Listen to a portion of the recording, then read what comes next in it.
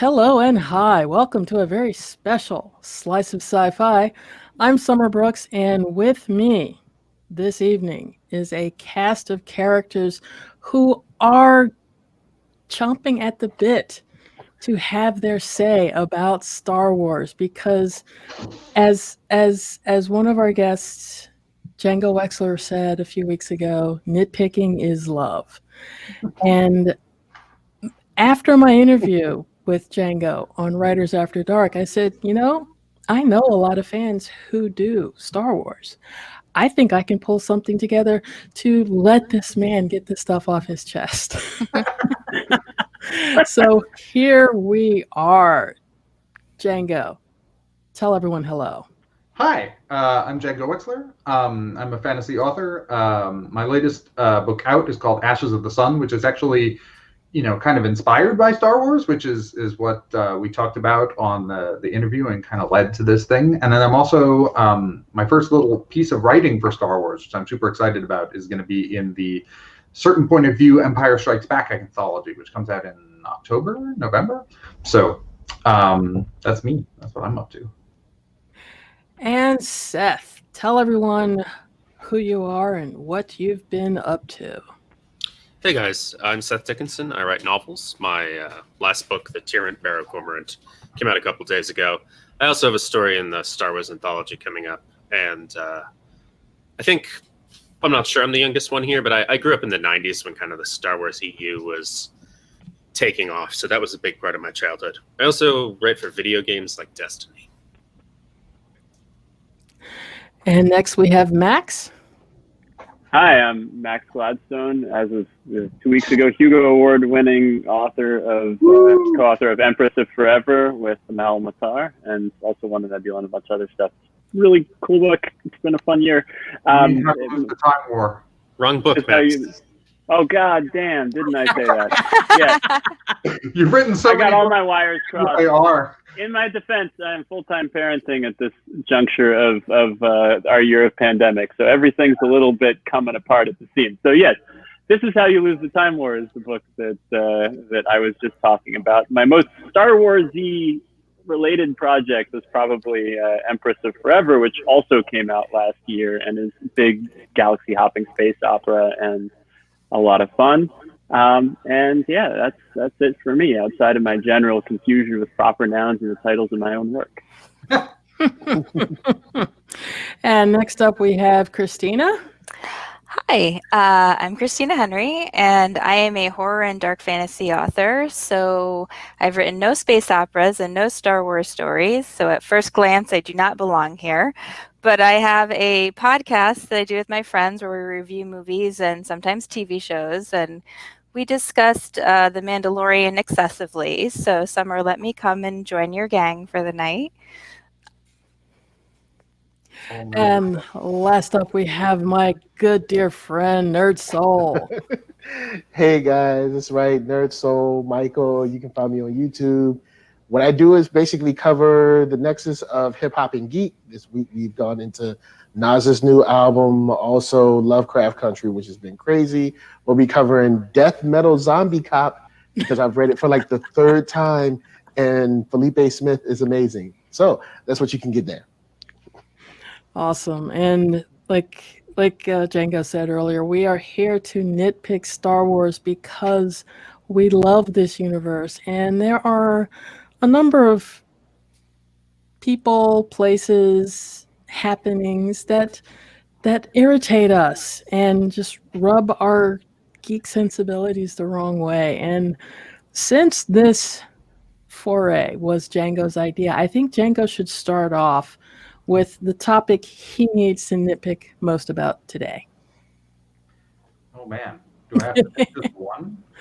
No, well, we have to start out with man. I'm sure we can get something. Yeah, I'm sure we could weigh something in. Yeah, and I want to make it clear, like, I love Star Wars. This is like one of probably my favorite universe that I am in the fandom of in all of fandom.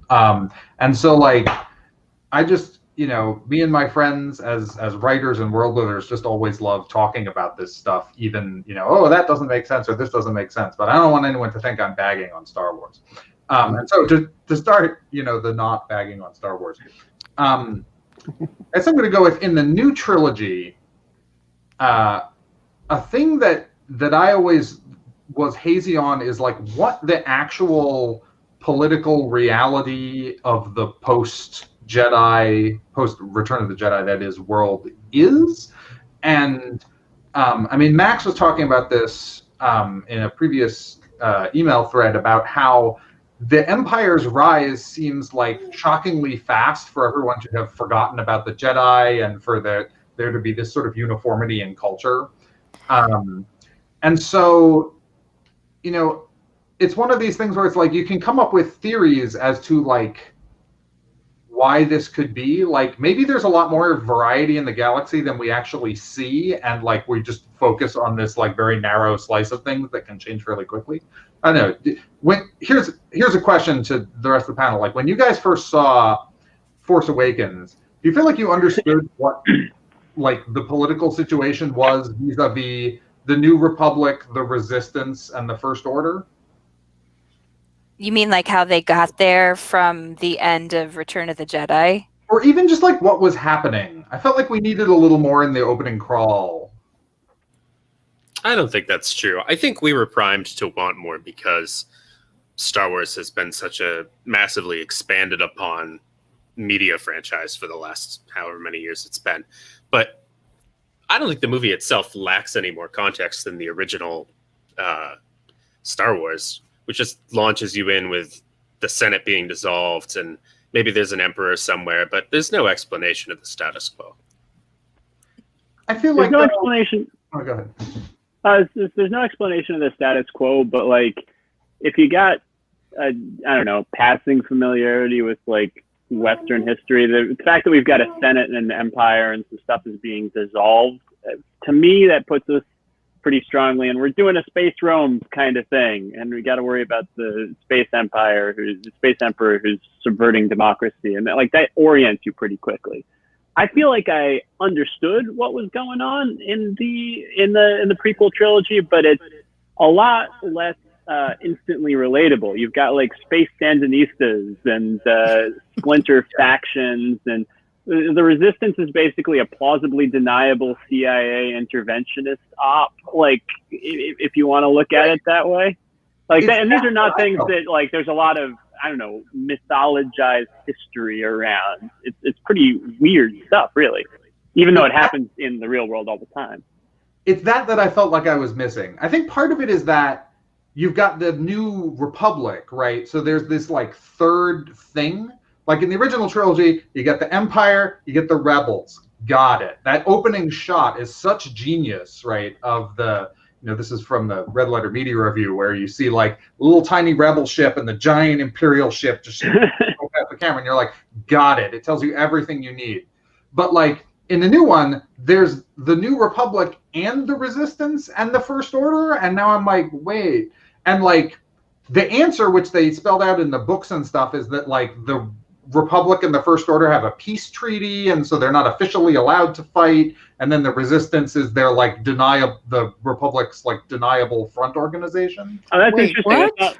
Yeah, see what I got. I'm curious as to what what other people got from that opening, because where I thought things stood was we got the Republic, which is not fighting the Resistance, the First Order, because they just don't care, or because there are various political deadlocky forces that stop them from actually going out and fighting the First Order or protecting the Outer Rim, or they can't do force projection the way they'd like to, or whatever, all sorts of reasons.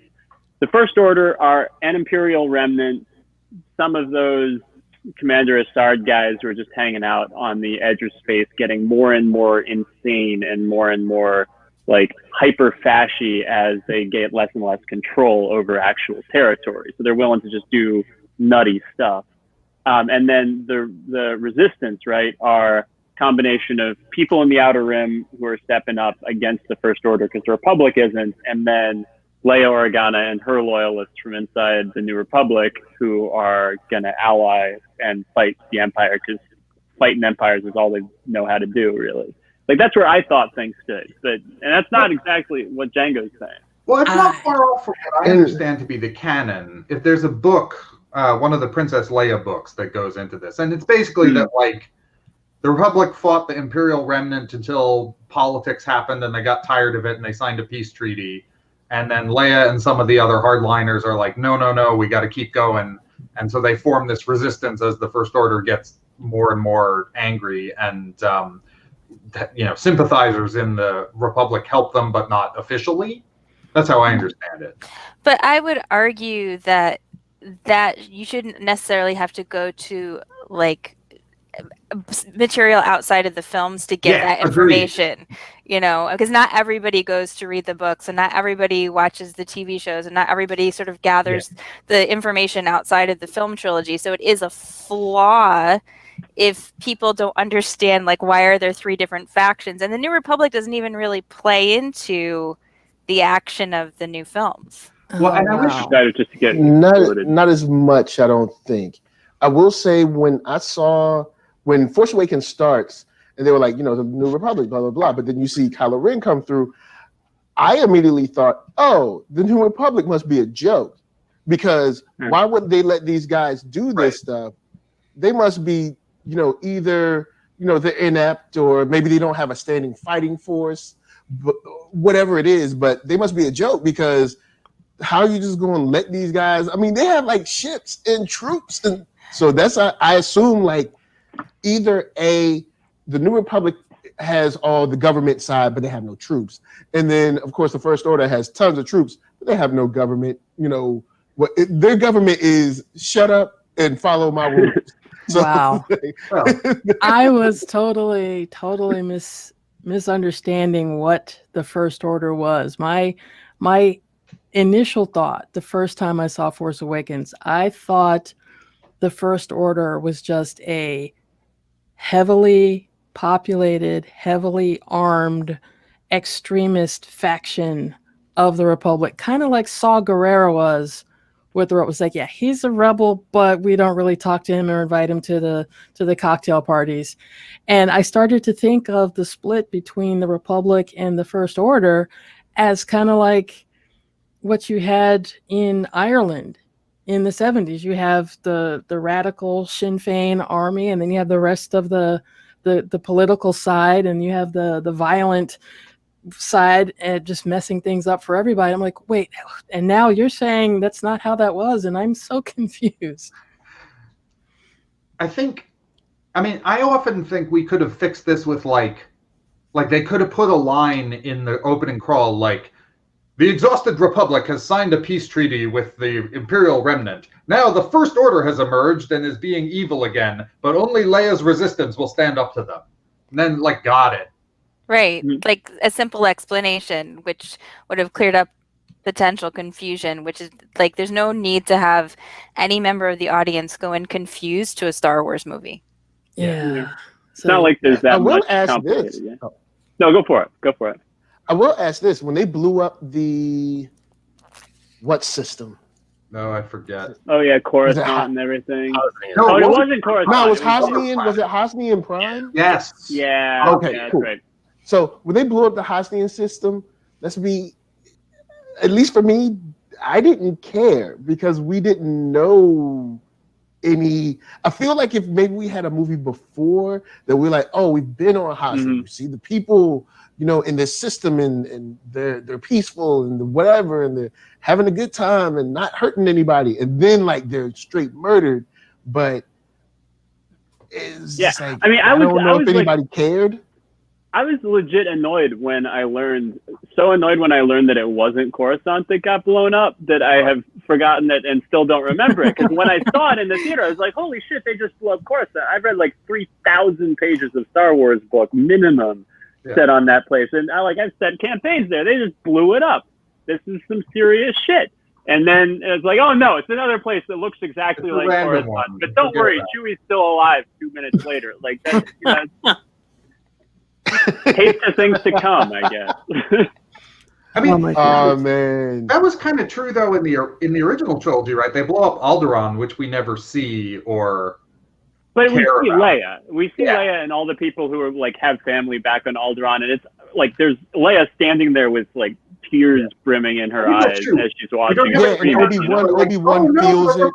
Yeah. Everybody's like, nobody feels like, compare the entire destruction of the Republic and the Republic Senate to, and like everybody's complete lack of emotional response to it, including like Leia, who presumably had friends back on that planet and everything. To the 5 minutes following the death of Spider-Man in Into the Spider-Verse, right? Where like everybody's walking around New York with that sort of gut punch feeling. And granted, like by the time Spider-Verse came out, we all had a direct visceral experience of staring at our phones in terror to like connect with. But there was that like emotional reality missing from the Hosnian explosion, I thought. Agreed. Yes. Was the Hosnian system mentioned in any of the books or the animated series that would have anchored that for any viewer of that movie? I think retroactively, I'm not sure it had been previously. It's not even mentioned in the movie. It's just like it's a big city planet. Yep. Oh boy. So yeah, that's that was. You want to talk about nits? Like I have a legitimate. I'd say like scientific maybe disagreement with J.J. Abrams about how close planets are to one another. He's really bad at that. But across his his like in the first Star Trek movies where Kirk is standing and watching Vulcan get consumed by the black hole, and it's a nice shot, but I'm like, what the hell is Kirk standing on? What is Vulcan is like this huge distance. And like I get that there's some sort of dramatic and directorial license, and it looks really cool, which is the reason it's in the movie. But nevertheless, yeah. That's sort of neither here nor there. Yeah, but I mean, at that moment, I was confused. I was finding myself sitting there like, wait, was that planet always in the sky? Was it in the sky because there's like some weird hyperspace thing going on with the Star Killer base thing? Is it like bridging? Is there a giant hollow screen that's now showing the Hosnian system getting blown up for some reason because the First Order wants to go, ha ha ha, we did the evil? Or I'm not clear whether Star Killer base can move or not. That was not clear to me in Force Awakens. And how this? I don't think so. Star So Killer once base. it comes out the sun, then what? Does the sun come back? No, it doesn't. what a great! Oh yeah, they do say they move around and they suck up the sun for the energy. So yeah, it has to move. Maybe it just moves real slow. You think? Like honestly, super weapon aside, if you could move a planet, that seems like kind of a big deal. Yeah, just move planets into other planets. Just like start playing pool a little bit. That's not a planet. That's a comet. I love the thought that the sort of game balance of Starkiller Base is they spent all this time, spent all this money, built this huge thing, and it's only good for like shooting at stuff it happens to be aimed at because of orbital dynamics. And 4 shots in, it's not going to work anymore because the sun's dead. That would be like fascists are not known for their like realistic forward planning, so they'll be like, we have the new base. Well, honestly, all they had to do is take out the. Well, I mean, they took out the New Republic, so they were. I guess they had completed their mission. They were like, "Hey, New Republic's gone. We don't have anybody to complain about us no more." I'm sure anyone that knows that we blew up like 4 planets at once, they ain't gonna be talking no more. Because they know better. Is that a problem of aiming though? Because everyone on Batuu saw those blasts go by, but Batuu wasn't hit. And like, what did somebody just not punch that planet into to calculation? Maz is paying protection money, is what's going on there. There you go. I guess I'll speak up in the movie's defense with a slightly heretical opinion. Okay. Awesome.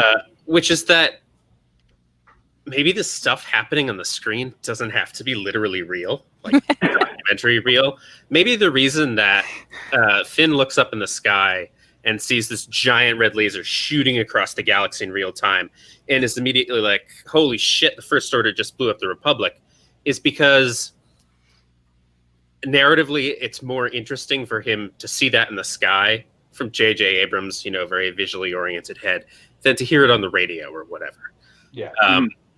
And maybe these things Abrams is doing with his skyboxes, with putting stellar bodies really close to each other, are basically dramatic license. Like he's rendering this scene in a visual way when really the information would pass in some other fashion.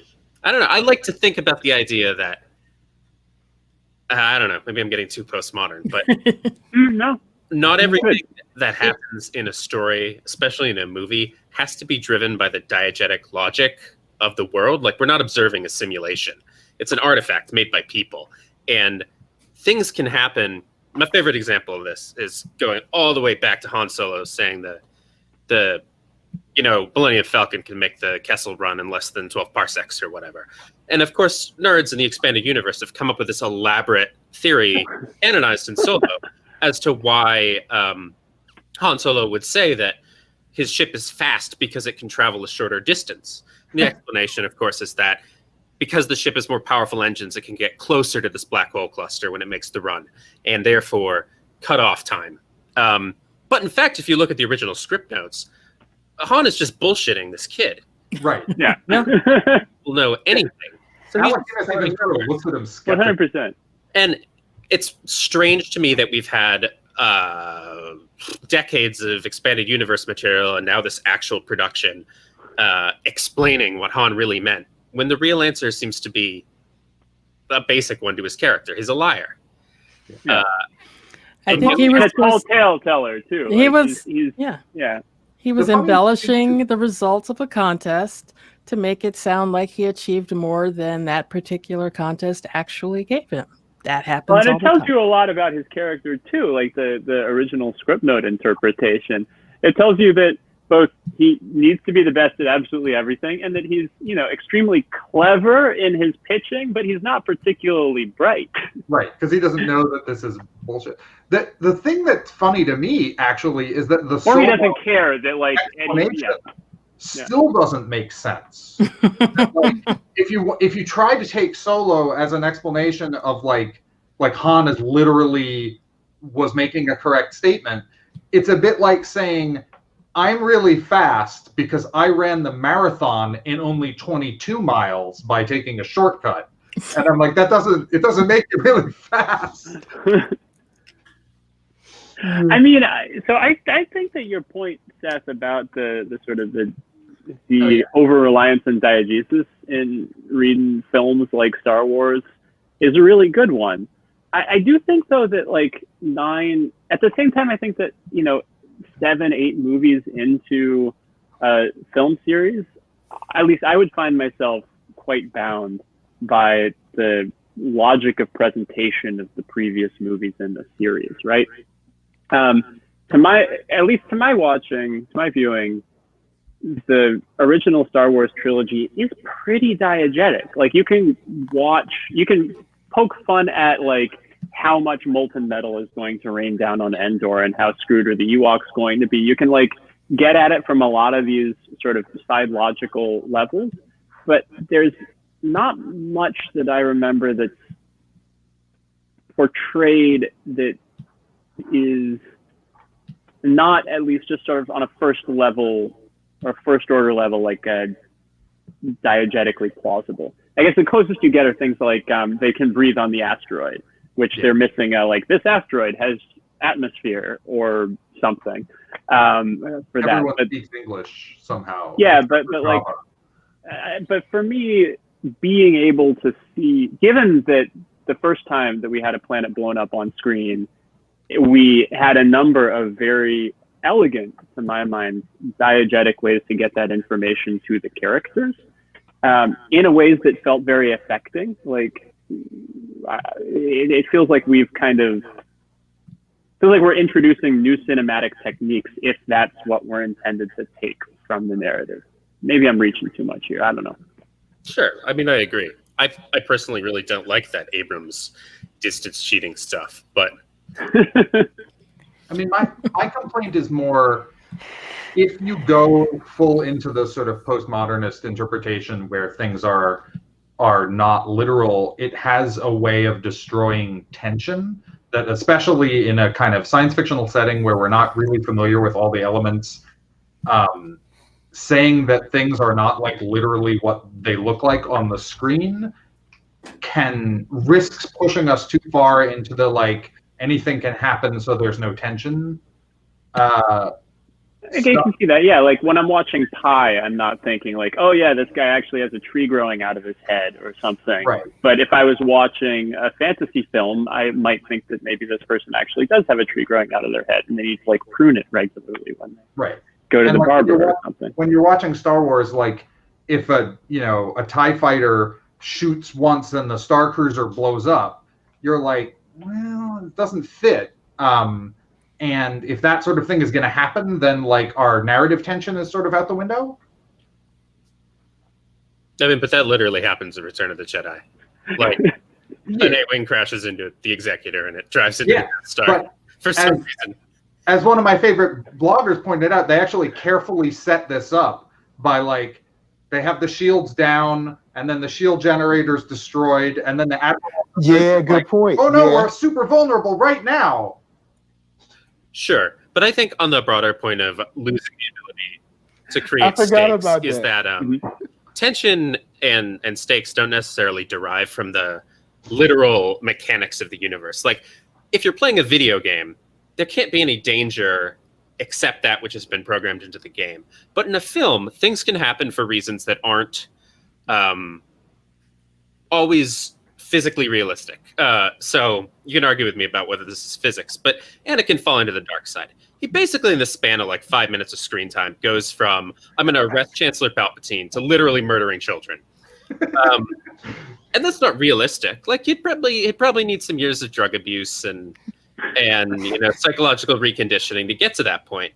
But because we understand symbolically this idea of the dark side and that Anakin has had this anger in him, we're willing to accept that once he's stepped over this cliff into working for the Emperor, he's able to do anything because he's just become this like, I was about to go for a really extreme metaphor here, but yeah, fuck it, I'll go for it. He's become this like school shooter, this like person who is so deep. He does literally lightsaber a school shortly thereafter. Yeah. And we're willing to use our knowledge of like, people do go to these extremes to forgive the fact that in the film's realism, there's probably not really enough time for him to go from kneeling at Darth Sidious's feet to lightsabering the kids. I guess it's one of those cases where it's a question of the story world setting up the conditions for the eventual development. And like once enough points have been spent in developing narrative potential, then large consequences are possible. So like in the Anakin case there, we spent a lot of time on Anakin in that film, on Anakin being angry, Anakin is willing to kill people, Anakin's going to do the things the Jedi can't, Anakin loves Padme and is feeling like he has no other choice, that he needs to save her.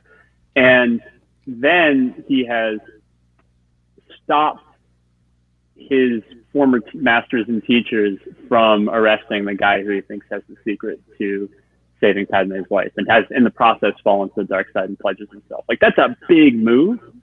And the momentum of that, with all of the pent up, like Anakin's eventually going to betray the Jedi, Anakin's eventually going to betray the Jedi. Like as soon as he goes, we're willing to go with him as far into as much Jedi betrayal as he wants.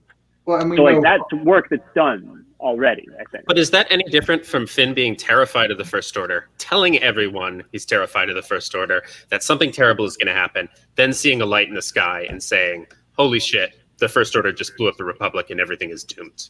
Like, are those all that meaningfully different? No, I don't. So I don't think that they are. And that moment when I saw it in the theater worked for me on an emotional level and on a dramatic level, even while I was sitting there thinking like, wait, what the fuck kind of solar system are we in right now? How does this work? I was trying to come up with reasons for it to fit together on a game level.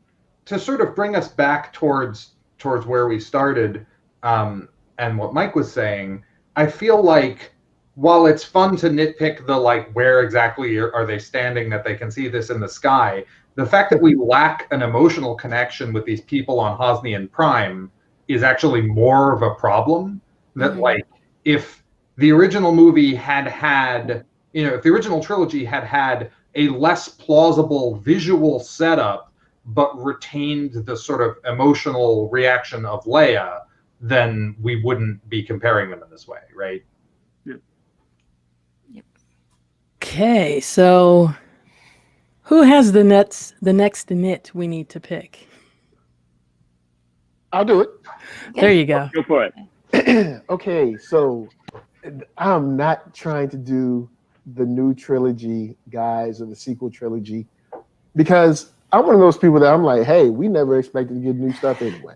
And look what we got. We got things. But something that always bothered me is that in The Force Awakens, you have what seems to be some sort of awakening with Finn.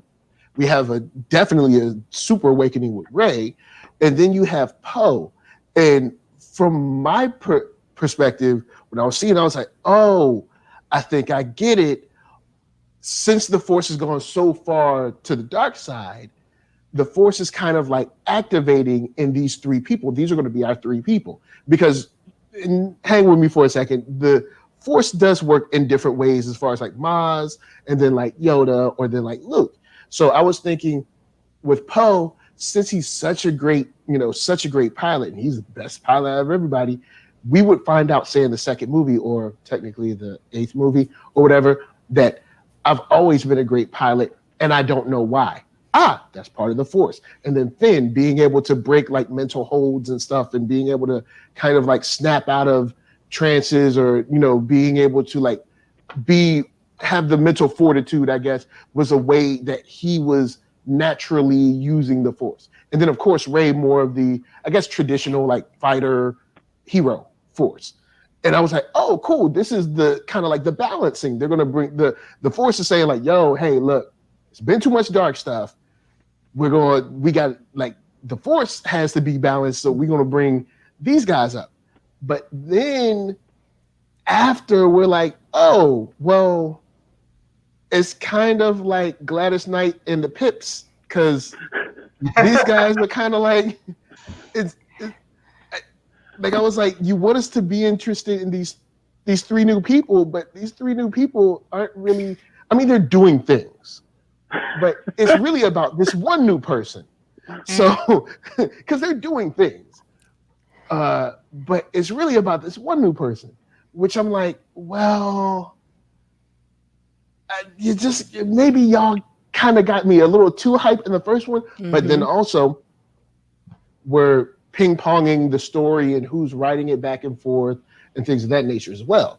And Don't Sleep, I do like number 8, but that's something that really kind of got me about this trilogy, is like, wow, I really wanted to see more, I guess, maturation of the Force in Finn and Poe, because we did get a piece of the Force tingle music. I don't know if that's if that's a term, but like the Force tingle music with both of them as well.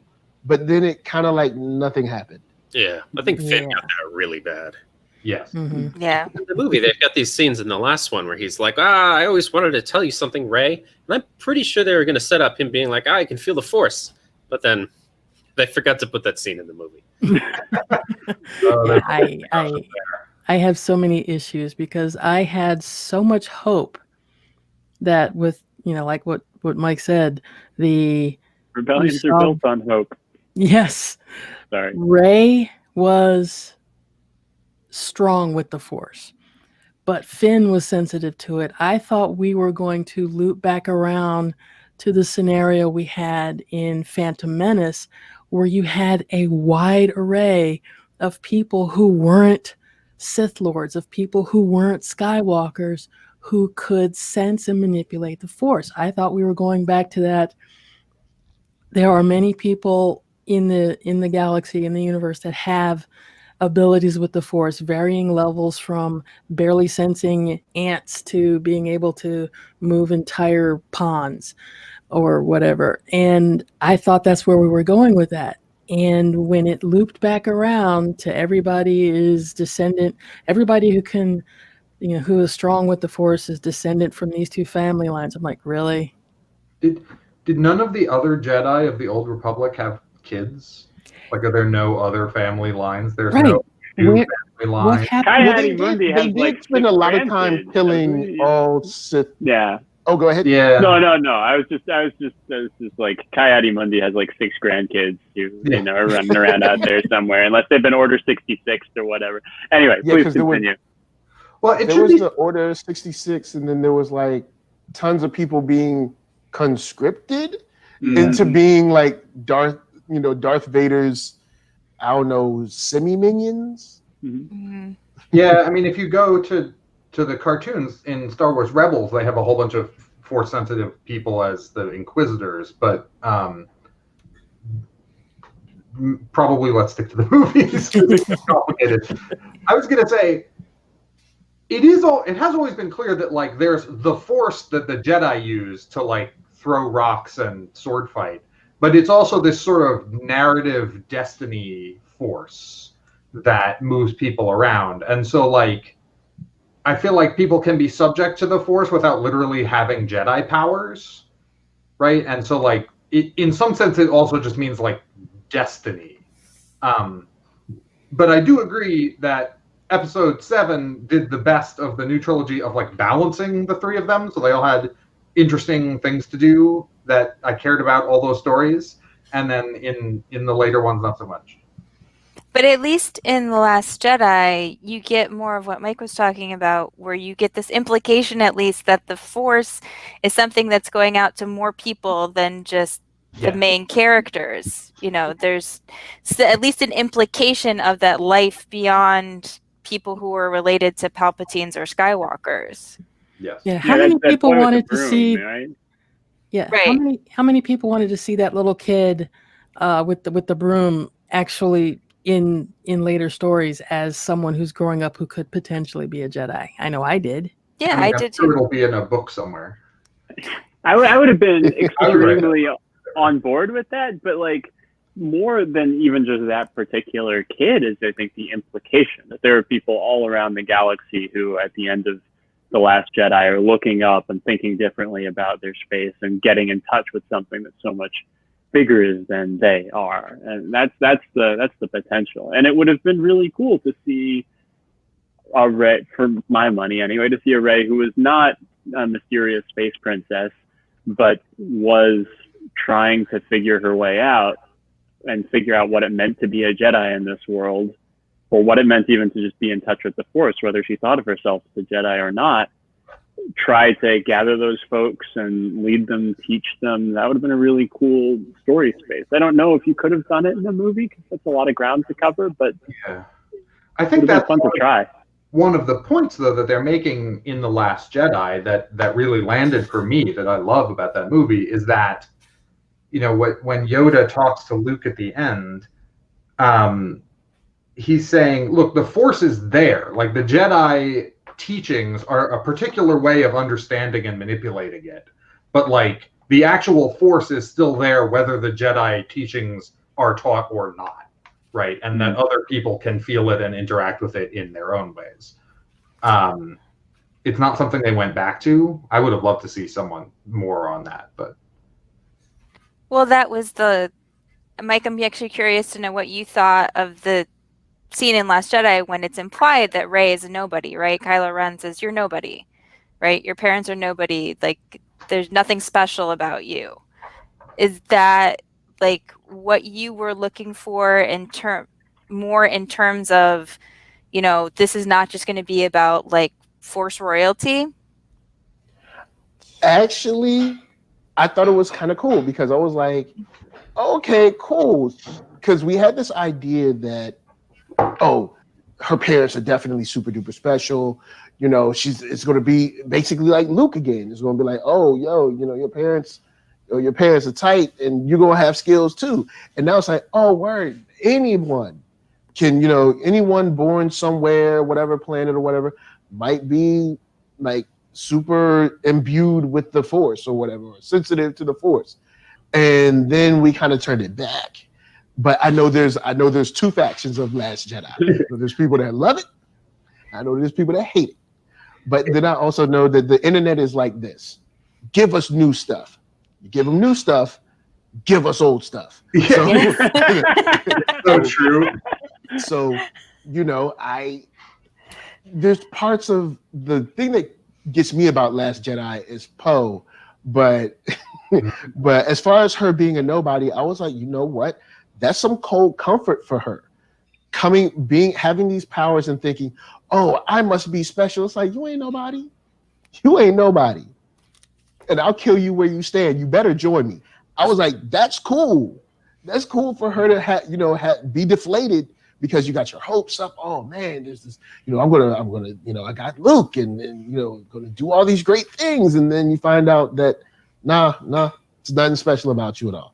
Now, of course, they did curve it back, but I love that moment though. Like I loved it being like, because it's not just there's nothing special about you, because that's Kylo's line also, right? Like, and he's suspect narrator there a little bit. He's got his agenda in the situation, but also like that comes after a movie where Rey has been exposed to like what's actually going on with all these people.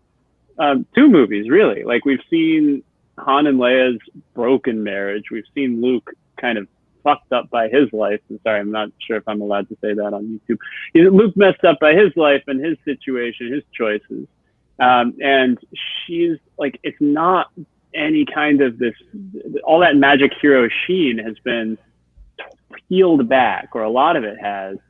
And she knows the people now, the reality underneath the battered up rebel fighter pilot hat that she was putting on, helmet that she was putting on back in the first movie.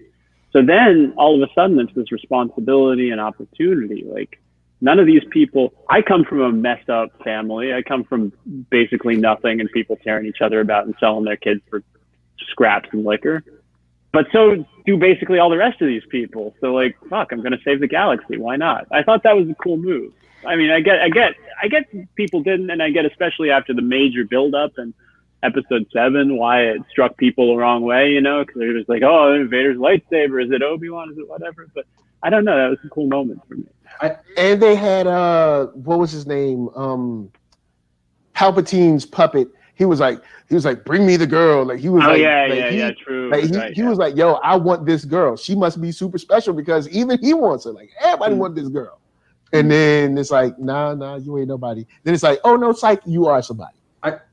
I love that bit as well, also because it just works so well in the theme of the movie that, in that moment where Kylo Ren tells her that she's nobody, he means it as an insult almost, that it's sort of psychological abuse. But like when you look at it from our perspective, Rey is the one who's actually free of this, at least at the end of that movie, right? She's free of this like Skywalker Palpatine drama that has consumed the galaxy. Whereas like Kylo's attachment to Darth Vader is like weighing him down like a chain. Like that's the genius of that part. I love that part of that movie. It's funny, I have some issues with Last Jedi, but I feel like they're not the issues that anyone else. I love that stuff. I love Luke's stuff. And Rey and all that. And then I'm like, but TIE fighters don't work that way, guys. Yeah. Like the Luke, like Luke being a crusty old sort of paranoid hippie. Totally down. I would not have expected it, but I love it. But don't you think, see, I've actually had this discussion, like all you guys, I'm sure you've had discussions like this multiple times, but I always argue that like the way Luke is in Last Jedi is perfectly logical if you look at the person he was at the beginning of Star Wars. Of course he ran away. Of course, because he tried to run away from it so many times. Of course he decided, oh, I made this one mistake, now I have to go to a planet. What do both of his teachers do? Yeah. You learned that from Obi-Wan and Yoda. Yeah, I guess the only thing, Last Jedi, I liked how Luke was, except throwing the lightsaber. I would have reworked that scene where he held the lightsaber and you could kind of see the weight of the lightsaber and the history of lightsaber on his face, and then him slowly just give it back to her and walk away. Like, this isn't my life. Because the rest of the movie, you can see him saying, this isn't my life. I lost it. I was wrong. I tried to do it. I sucked at it. And and then of course Yoda had to come in and be like, look, get your stuff together. This girl needs you, stupid. Like, do what you got to do. But the real thing about Last Jedi is Poe. Since I have many family members that are in the military and friends that are in the military or have been in the military, there is no way any military organization is going to let you get away with all that. And then be like, well, I guess we'll put you back in charge again. Poe literally gets all his friends killed. He badgers Holdo until she tells him the plan with the transports, and then ran a mutiny. He tells Finn the plan over a hot mic, and it gets leaked to the Empire, and they all die. Yeah. Like that's what happens. Like, his complete lack of operational security and understanding of it is responsible for the death of 95% of the rebellion. I love Poe, but he probably should have been shot. Yeah. Oh, yeah. Yep. Yeah, like much earlier in that movie too. So this is a thing that I have. I cannot justify the hot mic thing. I cannot justify that. I feel like there must have been. This is my like extreme no prize bullshit coming out. So advanced warning here. But I feel like there must have been a plotline cut. And the plotline that I think is missing is the mole hunt plotline on the Rebel cruiser, while Finn and oh god, I can't believe Rose are hunting for the hyperspace tracking hacker guy. And the reason for this is so many of the weird decisions in that film are decisions that come like the fact that we have hyperspace fuel now, the fact that shots arc in space, the fact that we have slow bombers that have to sort of come over things and need to be defended by faster fighters. They're all like Rian Johnson going back and watching a whole bunch of World War II movies and pulling, just like George Lucas did when he was. Right. I was going to say. Like, I see all the like old World War II movie influences that are all condensed into Last Jedi. And I think like the secret, one of us is a secret Nazi plot must have been one of those, especially since Donald Gleason Hux. So Hux is like not acting on the bridge of the spaceship after the rebels get away, after the resistance gets away. He's not acting like somebody who has a secret tracking beacon device. He's not acting like somebody who knows that they're going to activate their hyperspace tracker and be able to follow the rebels wherever. He's like, Supreme Leader Snoke, we have them on the edge of a string. Let me go and tell you about it in private. Like, if he's not talking to his command staff about an operational capability he has, he's going to talk to his boss about a secret agent. And so all of a sudden, if like, and that section right after we cut to Finn being on the spaceship. So like, it was so clear to my wife when she was watching it. She was like, I spent the whole movie thinking that Finn was secretly a traitor or had some like tracking beacon in him. And they established that people can carry these hyperspace tracking beacons, that they're small and they're like, you can wear them on your wrist. When we introduce Holdo, she's wearing forearm covering gloves. They're thin gloves, but you could have something under those gloves, like yeah. Because they could have been like, hey, we tag all of our troopers and this dummy left it in. They have no idea. Mm-hmm. Right. And then all of a sudden, Poe being like so suspicious of Holdo for no reason makes a little bit of sense if what he's thinking is, there's a mole. Someone sold us out. Someone is continuing to sell us out. I need to find who. Everything's pointing out Holdo. We never get any proof in the film at all that the hyperspace tracking thing exists. Yeah. We never get any proof positive that it exists. Because by the time they go to shut it down, it doesn't matter anymore. Yeah. Mhm. Yeah. Yeah. Yeah, because when I first saw that, I thought they were setting up something like, all right, how many people remember the episode 33 from the new Battlestar Galactica? Yeah. I thought that's what we were going to end up with, but we end up with literally a treasure hunt on a planet that lasts way too long for no. I'm like, what are we doing? I don't get Well, it.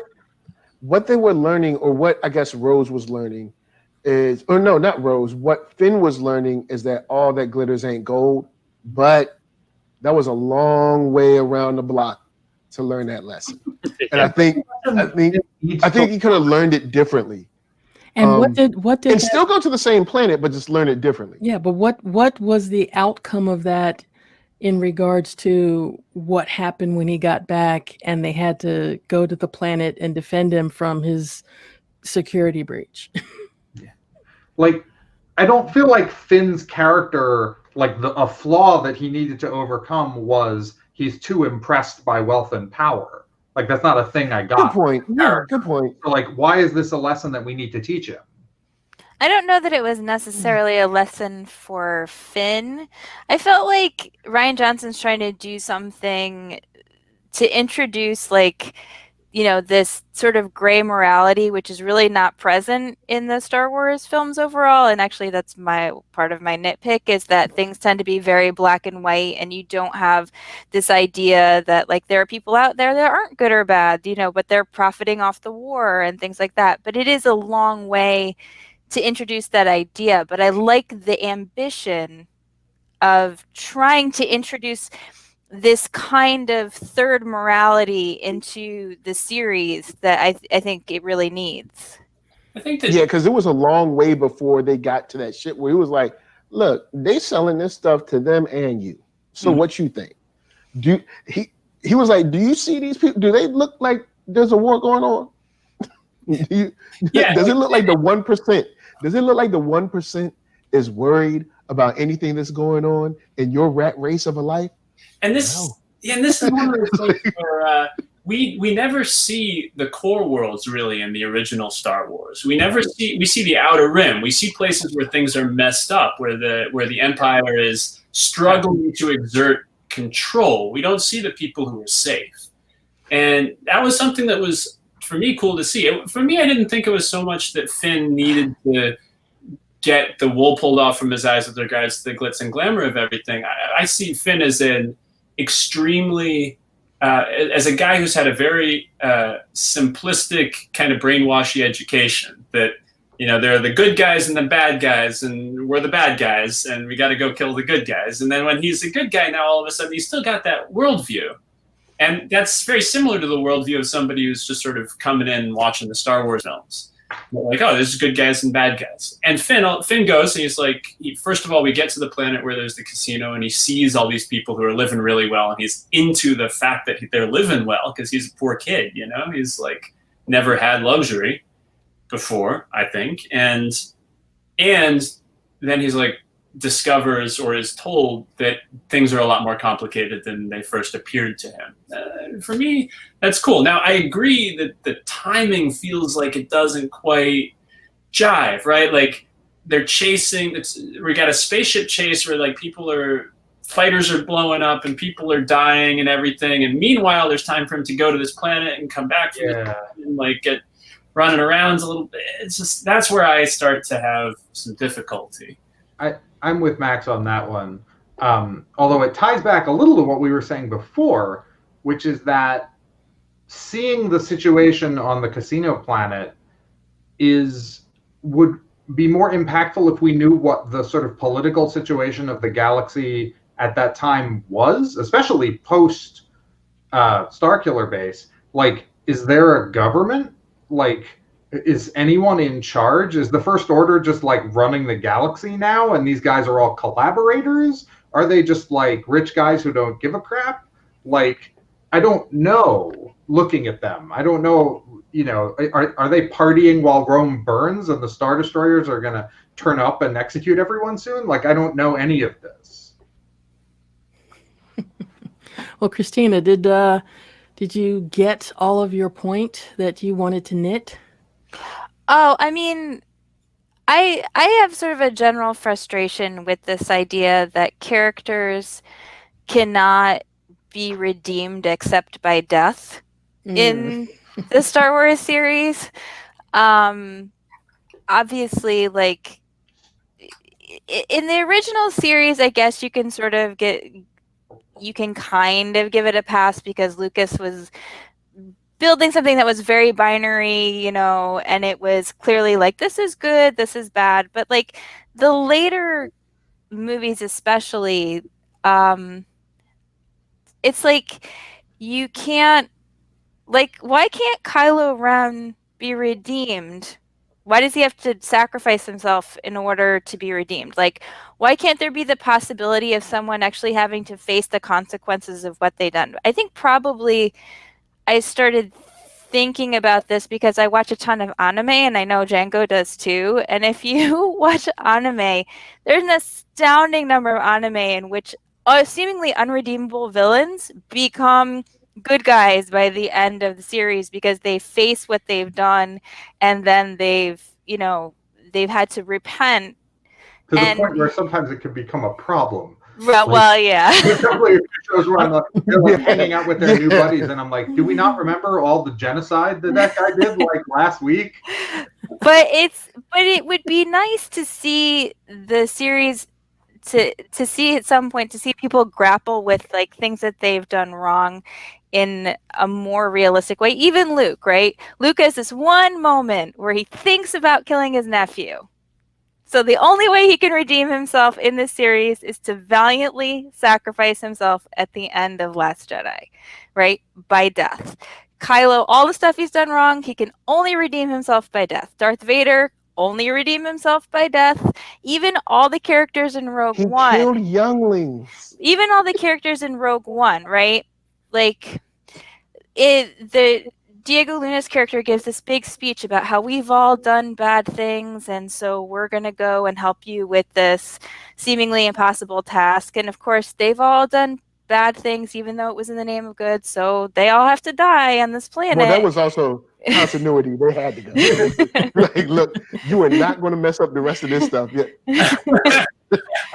I agree that it makes the most sense that he has to die in the case of Vader, because Vader has literally given up his humanity itself, right? Mm-hmm. He's become this machine thing that you can't imagine him just like living a normal life. Mm-hmm. But that doesn't apply in most of these other cases. So I feel like they're just kind of following the trope.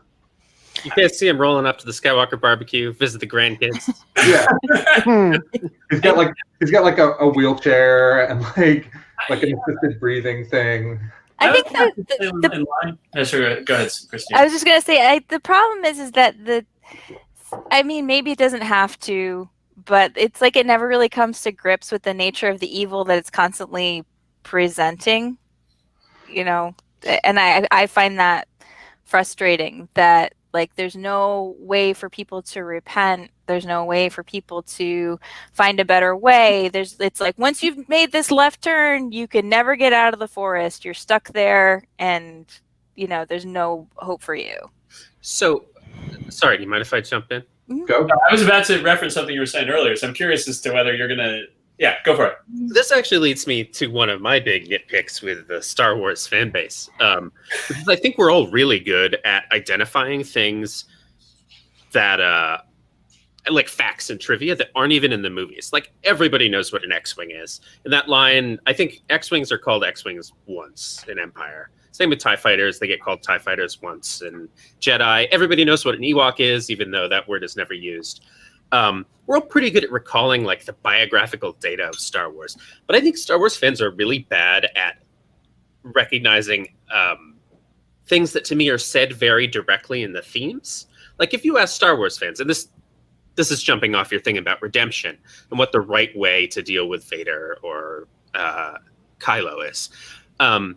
If you ask Star Wars fans in general, in the same way you would ask them, what is Luke's fighter called? Were Obi-Wan and Yoda people who supported Luke's journey or got in the way of it? Did Luke need to learn lessons from them or reject them? I think you would get a range of answers. And I think most people would say Obi-Wan and Yoda were cool. But to me, if you watch the original 3 movies, the screaming lesson is that Obi-Wan and Yoda suck. And that Luke wins in the end by ignoring everything they tell him.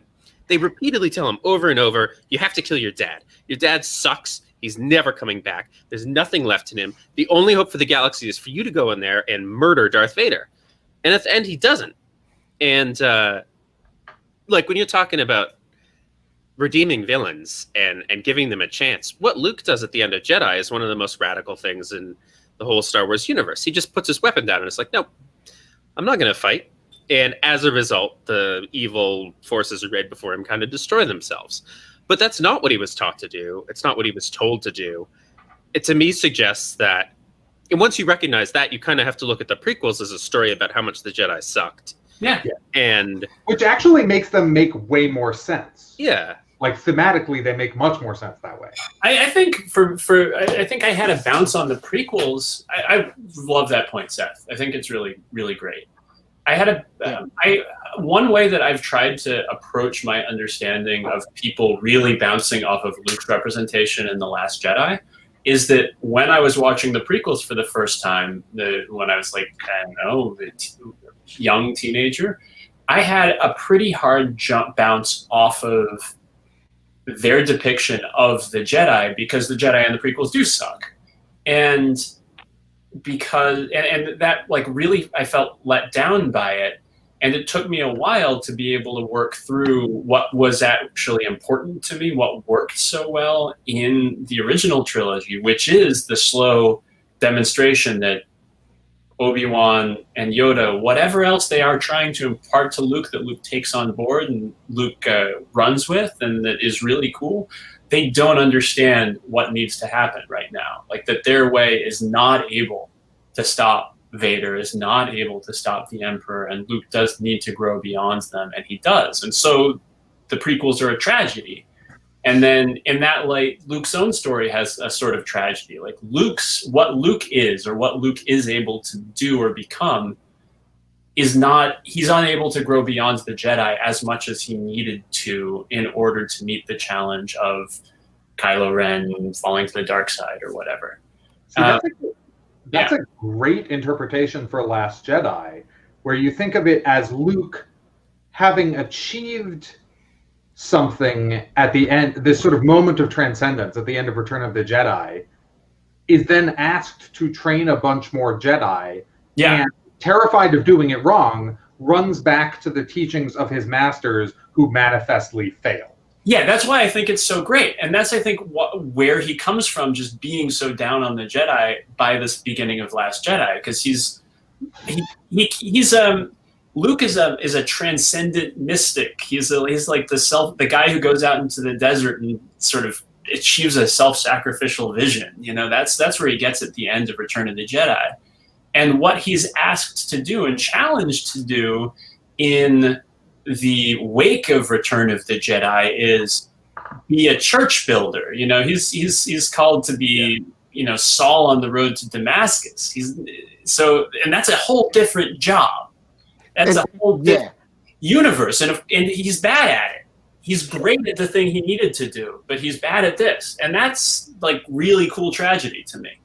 That's something that, you know, a lot of people, when I have discussions with them, you know, we always talk about how bad Jedi are, but in a couple of conversations, and here it came back up again, is my thought of, it's not that so much that the Jedi are like horrible or they suck or they failed, like, you know, like Luke said, the Jedi lost their way because they were trying to be something they weren't.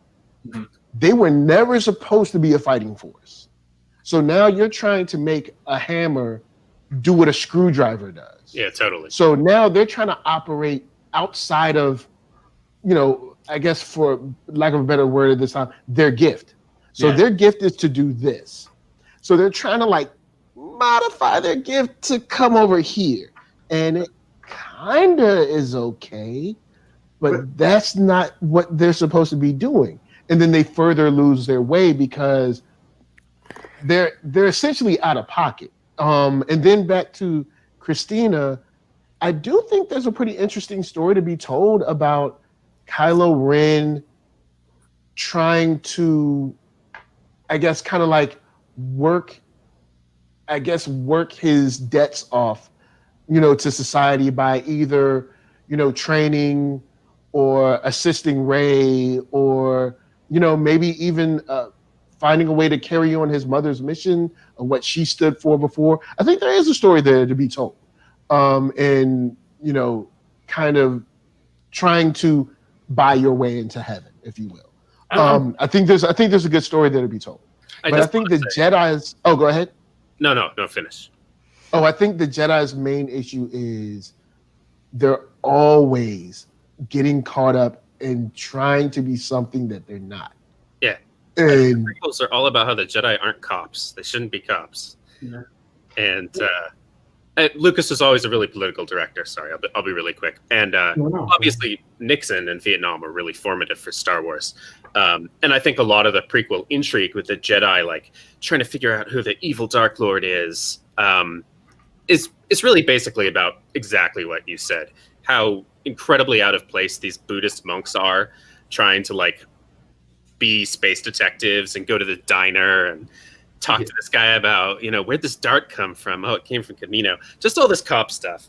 The Jedi shouldn't be doing that. It's not good for their spirits.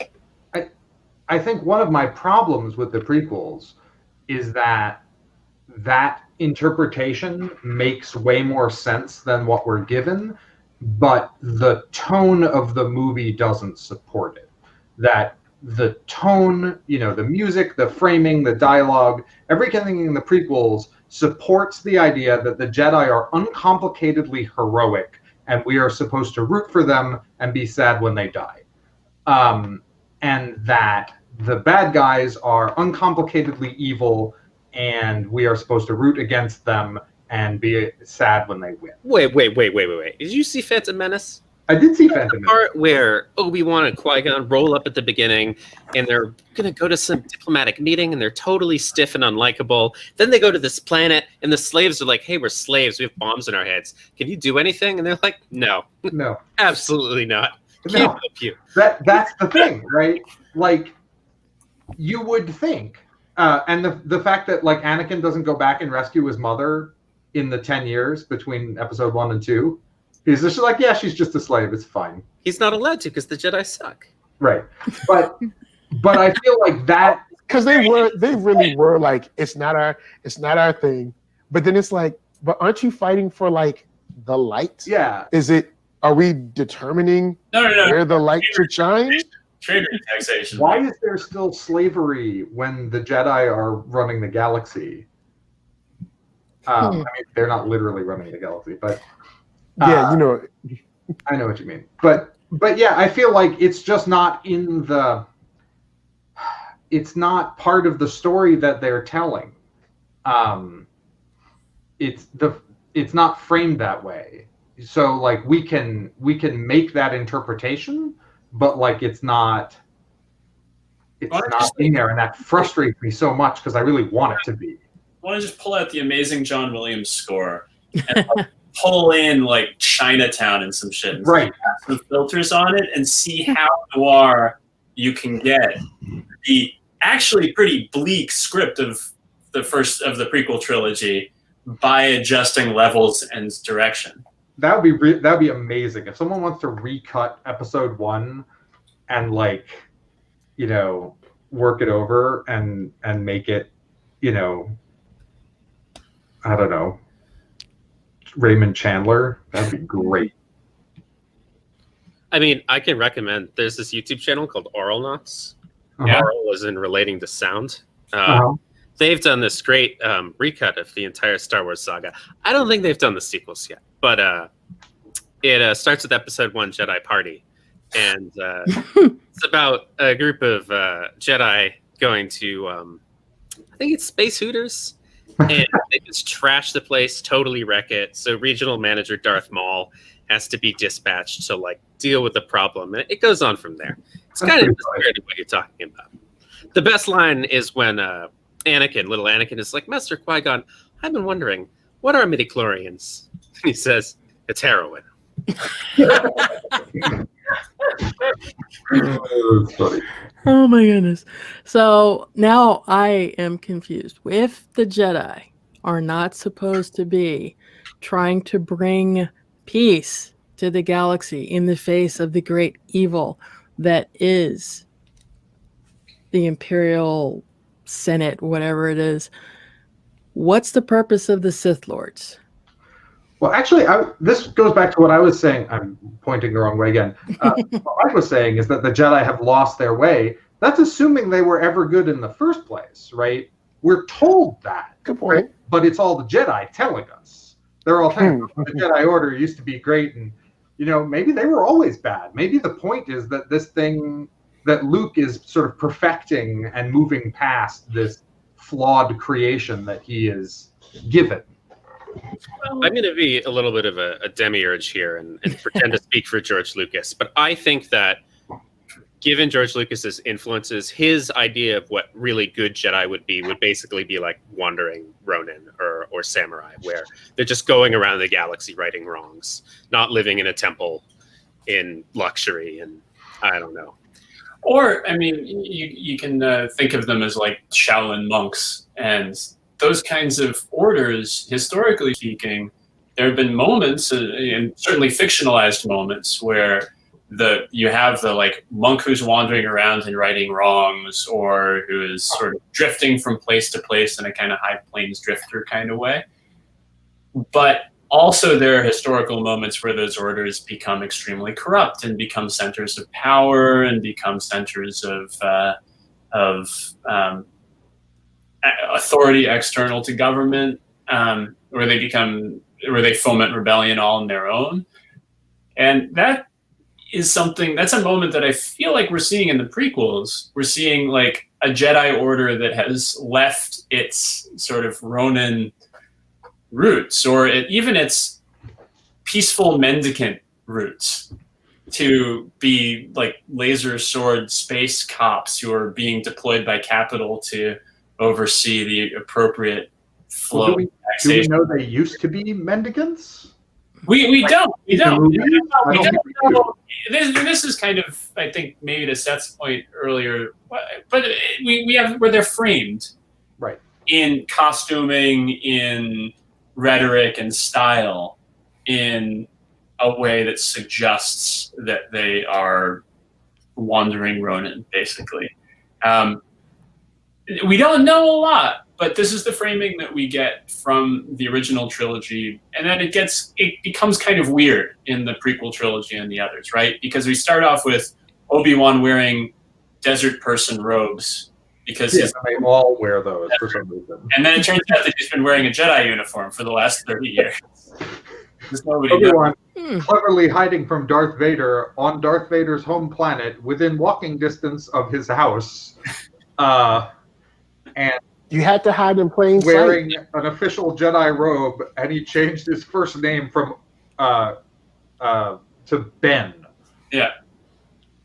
But otherwise, he's under. Old Ben Kenobi. Now that's an interesting thing, because like we have the Sith Lord and their protege. What if the Jedi started out like that? You had one Jedi and one protege, but somewhere along the line, they found a whole bunch of people who were force sensitive, and the idea to form a government and a bunch of schools came about, and that actually led to the corruption of the Jedi way, and they basically ended themselves. See, God, I wish the prequels were actually about that. Like, you can infer these things, but like that's not what's there. Yeah, because there is like this sense of, even when I like review other movies or TV shows, there's this idea of sometimes we're reviewing what we saw, and then sometimes we're reviewing the cool stuff we project onto it. Like, oh, and this happened, and it's like, well, that didn't really happen. You're kind of projecting what you think this character, but that character didn't do that. Kind of thing. And Star Wars complicates that a little bit, since there's so much supplementary material and extended universe material where, various authors get to, in a quasi-canon way, do that projection for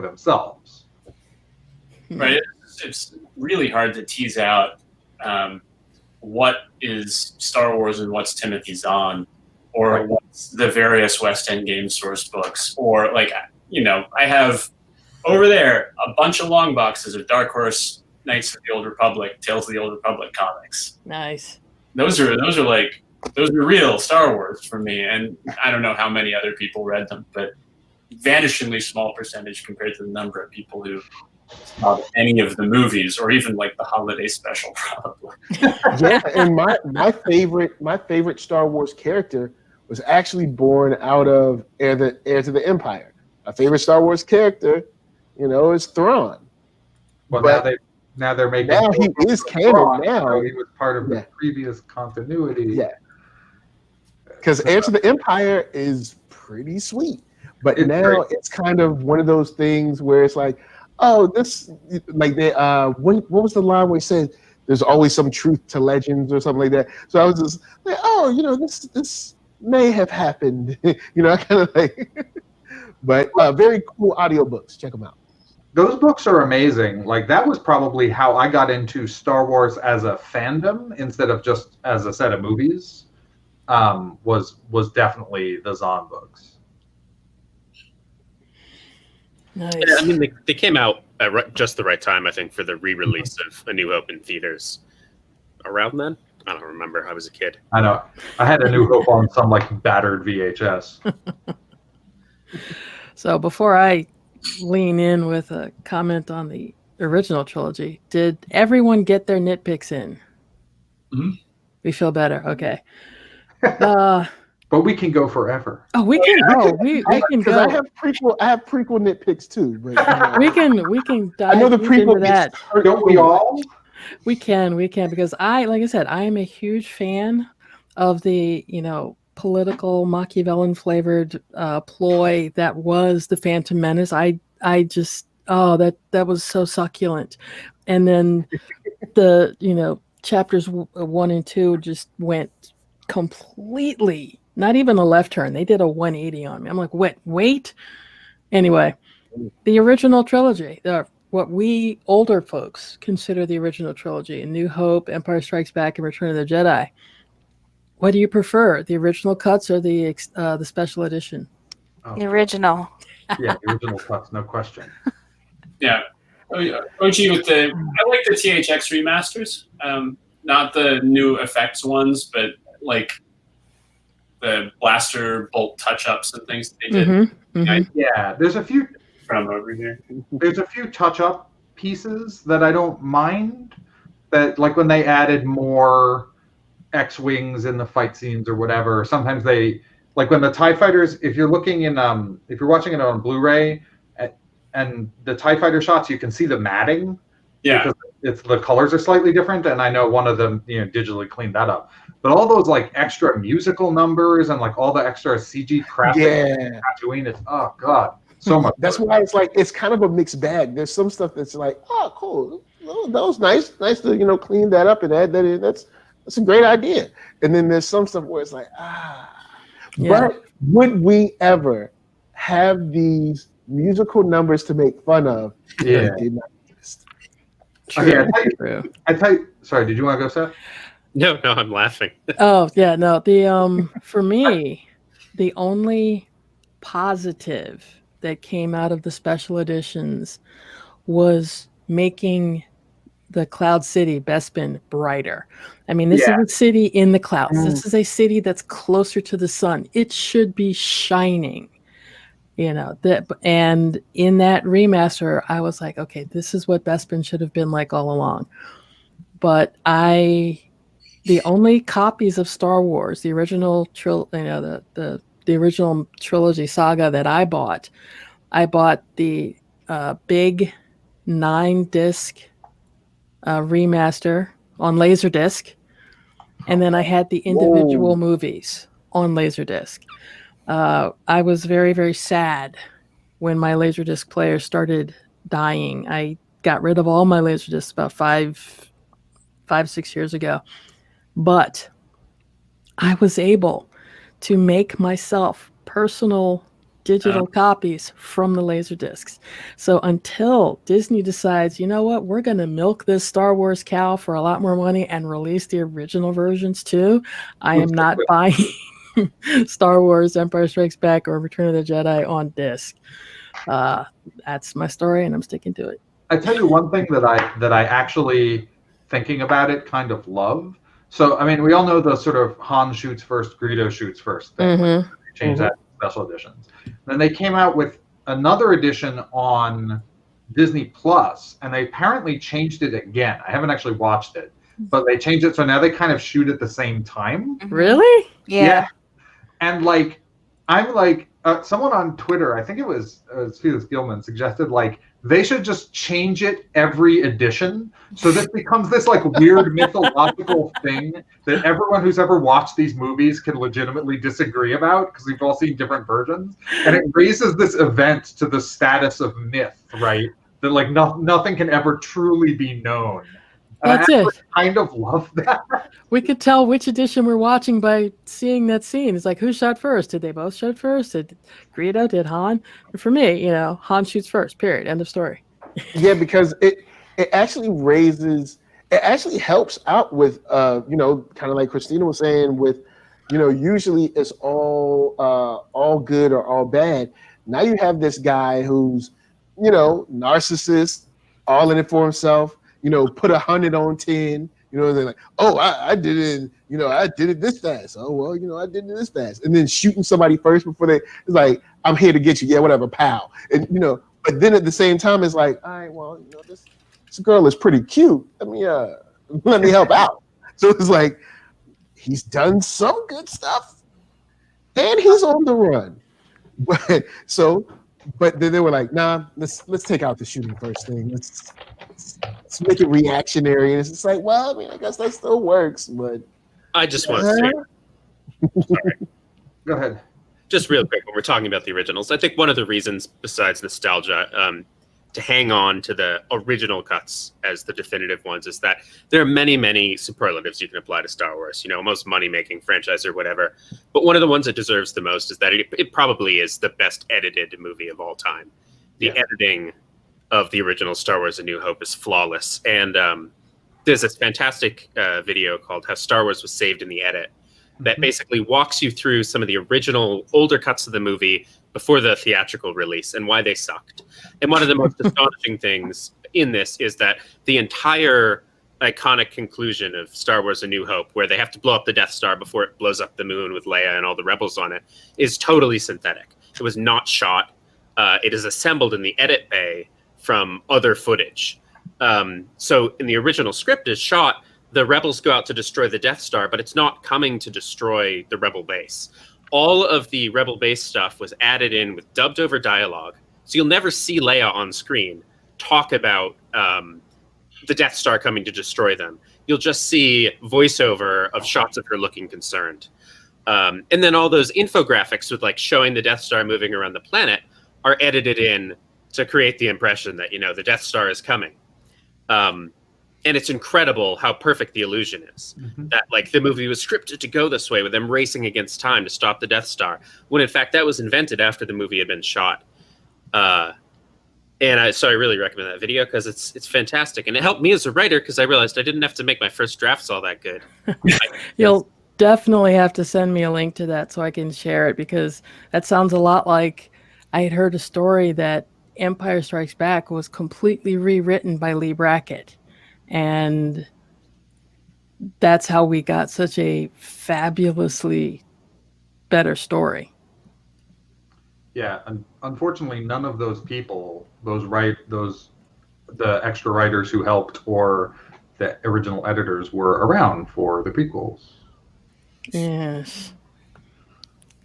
Alas. I mean, I have my issues with the red letter media sort of ecosphere, but I do think that there is something powerful to be taken away from the difference between George Lucas as an immensely creative and very political director working with a whole bunch of people who felt if not co-equal to him, at the very least, like they had full voiced ability to push back and change things and say, no, that doesn't work. We need to do it again, or we need to do it differently. With actors who, might not have had any particular name before the Star Wars films came out, but were also like, just doing this thing that didn't have any particular mythology associated with it, and as a result could make jokes on set and build character with one another. The difference in texture between those movies and the movies where Lucas was the only main driver behind it, had complete authority over literally everything, and everything was handled in this sort of kind of top-down and authoritarian way where people were afraid of offending the big boss. That like the version that came out of, I don't know, a pluralist kind of often antagonistic development process where people could say more what they felt and weren't beholden to this media juggernaut, was the classic version, was the one that we all remember. It's almost like the ragtag rebellion. Was better than the big single. Cool. Well, I think we have nitpicked or picked these nits or just cried about stuff we wish had happened as much as we can tonight. Do you have any final words, Django? Since, like I said, you started this brouhaha. Somehow I did. Well, if you're interested in this stuff, I have 2 book series. One called Ashes of the Sun, which is more or less directly influenced by Star Wars, and the other one is a middle grade series called The Forbidden Library, which explores what happens when somebody tells you, hey, you're the chosen one, go kill these people that I don't like, and then maybe you don't trust that person. So if you're interested in that, you could read them. But otherwise, just thank you everyone for going along with this weird idea. Thank you for inviting me. Well, some people all invite me. I'm just, here for the ride. Cool. And everyone, love Star Wars for what it is. Dream about what it possibly could be. And, support your local Star Wars authors. Oh, yeah. Check out the Certain Point of View anthology. Definitely. And many, many other great authors. Yes, I will definitely be promoting the Empire Strikes Back volume when it comes out. I think it's November, right? I think so. I'd have to check, but that's all right. But if you haven't checked out the A New Hope one that came out last year, do so now. Fix that. You need that in your life. Yeah, that's good stuff. Okay, thank you everybody for indulging in my brainstorm idea and Django's off-the-wall suggestion.